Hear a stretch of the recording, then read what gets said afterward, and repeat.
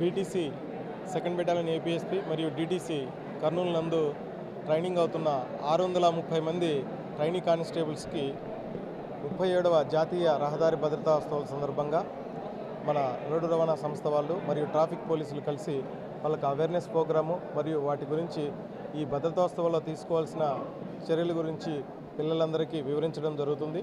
అంతేకాకుండా భవిష్యత్తులో వీళ్ళందరూ కూడా కానిస్టేబుల్స్ అందరూ కూడా ప్రజాసేవలో ఉంటారు కాబట్టి ప్రజలను ఏ విధంగా వాళ్ళు రక్షించాలా అనే విషయాల గురించి కులంకషంగా మన రహదారి భద్రతా ఉత్సవాల సందర్భంగా మన ఆర్టీఓ అథారిటీస్ అందరూ పిల్లలకు వివరించడం జరిగింది. ఈ కార్యక్రమము మా కమాండెంట్ మేడం గారి అనుమతితో సవ్యంగా జరిగించడం జరిగింది. Thank you. నమస్కారము. ఈరోజు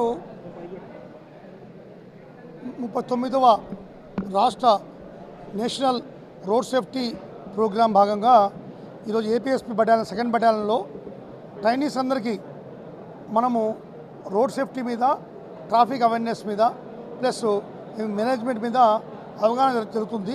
దీనిలో భాగంగా మోటార్ ట్రాన్స్పోర్ట్ ఆర్గనైజేషన్ యొక్క ఎంవీఎస్ఆర్ గారైన రాజేంద్ర గారు ప్లస్ అందరూ మల్లికార్జున సార్ అందరూ వచ్చి రావడం జరిగింది.